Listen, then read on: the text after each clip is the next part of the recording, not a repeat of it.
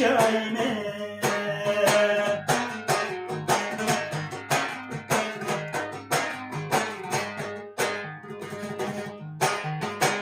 Yaxşı bilen yamanı ayırır.